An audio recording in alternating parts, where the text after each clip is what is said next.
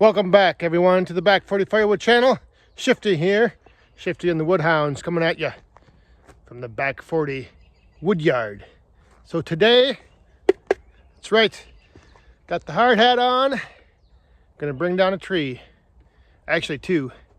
We've got a little smaller oak here that's dead, and I just want to get them down now before I start getting too many things added back here into the wood yard, as far as like stacks of wood and where the splitter is going to go and pallets and whatnot.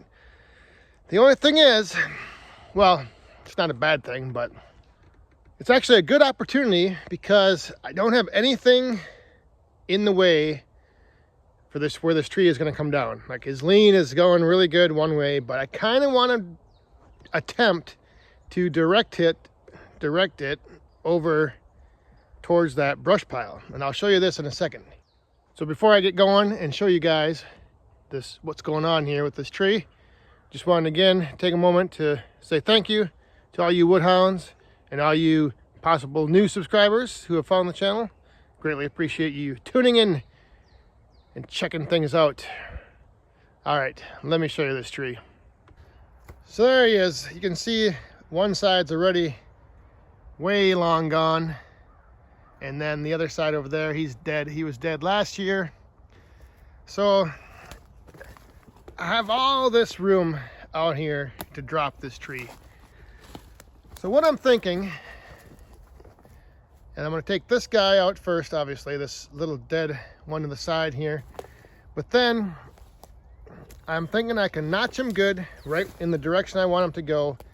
And then if I start making my back cut and leave a little more holding wood on, I guess, that high side or the side to where I want him to go. If I leave a little bit more holding wood on that hinge, maybe as he starts to tip, it'll kind of guide him over into that pile. I don't know if that's the proper technique for doing this or if it will work, but that's my plan. And again, I am no professional. I am not claiming to know what the heck I'm talking about. I'm just kind of was thinking this out, and I'm like, well, if I notch him good, get that notch where the direction I want him to go, and then when I make my back cut, if I kind of leave a little bit more hinge on that, on the other side, so like I said, when he starts to fall, he'll maybe drift a little bit more that way. That's my plan. So I'm going to see if I can improve my skill set a little bit here and attempt to do this. And like I said, the good thing is if it doesn't work and he comes down right where he's leaning and right where he's going to go, if I would just cut him normally, there's nothing in the way, there's no obstructions, there's no concern. So like I said, this is kind of a good opportunity to kind of practice. Might not turn out, maybe it will. We're going to give this a try and see what happens.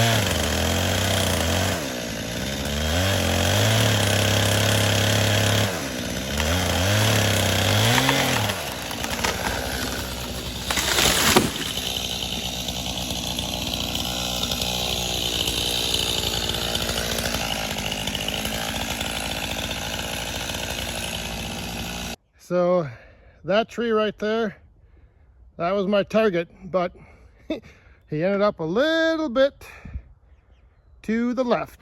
I tried to work that hinge to kind of try to drift him over there, but I think he just had too much lean this way. This one branch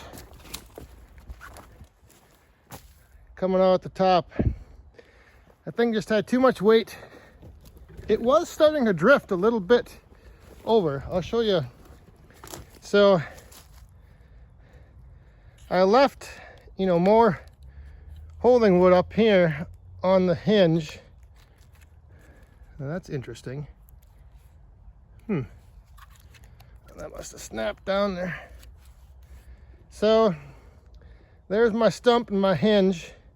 Like I said, I tried to work that where leaving more holding wood up here maybe would have like drifted him over a little bit.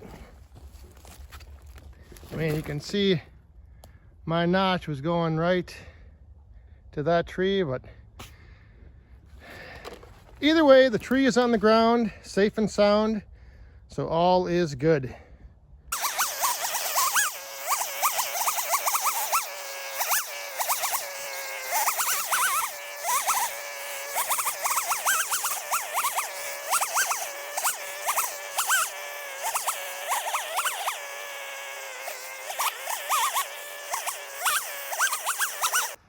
So one thing I always like to do is I like to start closest to the stump and I measure out my cuts. So I just quick went down and marked where I was gonna make my cuts.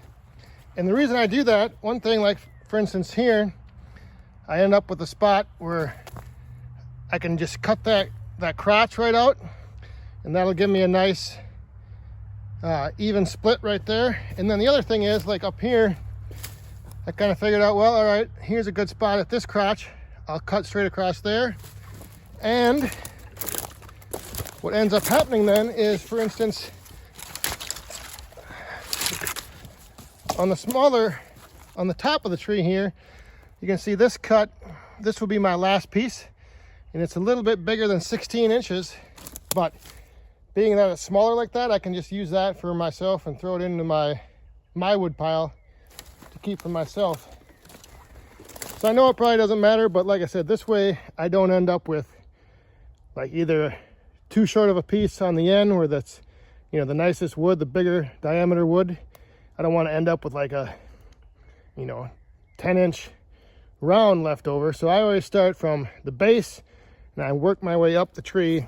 And then that way, if I have longer pieces on the end here, they're smaller limb wood, I can just toss that into my stash.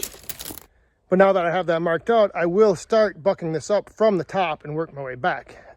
So, like I said, it probably doesn't matter either way. I just like to sometimes do that. The larger diameter wood near the base of the tree, that's what I like to, have nice measured splits and rounds. So, just something I do.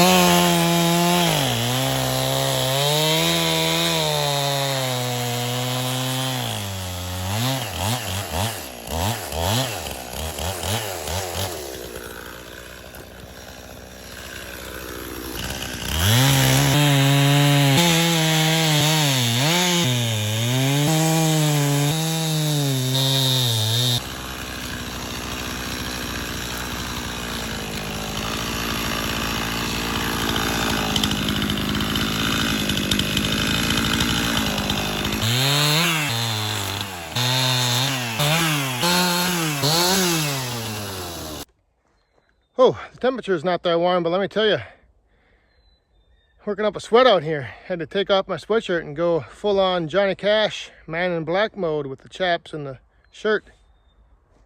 But all right, so now I've got all these rounds laying on the ground. So my plan is to park the splitter right over here, and then off to the side over there have rounds and wood that I need to split, and I can split right off the end and stack it or hollow out or whatever. So before, what I'd have to do is pick these rounds up and toss them over there, but now, that's right, time to give her a little workout. She's feeling left out, all this sawdust flying, trees dropping. She needs to get in on the action.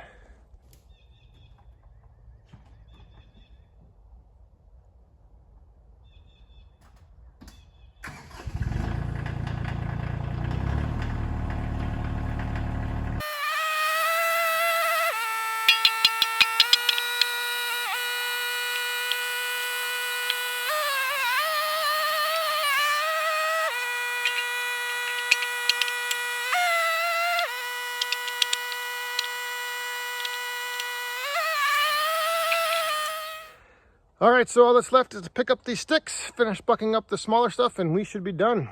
All got the tree down, safe and sound, that's all that matters. But let me know what you guys think about if I was like completely off track of my thinking as far as like leaving more of that hinge and holding wood on the high side and, you know, trying to get that tree to drift over a little bit. I mean, it did work. I think I just maybe cut too much my back cut, and once it started to go, I just didn't give it enough chance to like hang on and drift over. But you live and you learn. Just like watching the video the other day of loading the shed with that big ugly wood. So after I watched that back, I realized if I would have just came in with the bucket and like dumped the stuff down and then lifted my bucket straight up, everything would have been pretty much stacked vertically like it was in the bucket. So basically would have been stacked. But again, you gotta try things, and the only way to really learn and find out if things work is to give it a try. Just like today, that's what I figured I would try to do. Again, I didn't know if it would work at all. I've never done that before, really, but it made sense in my mind. So I gave it a try, and like I said, it was somewhat of a success. I mean, I got it down pretty close to where I wanted it. So all good, all good. All right, so that will do it. Like I said, hopefully we'll see you guys tomorrow night in the Back 40 live stream, Friday night, 8 p.m. Central. Until then, thanks for watching. We'll see you guys next time. Stay safe, have fun, and be cool.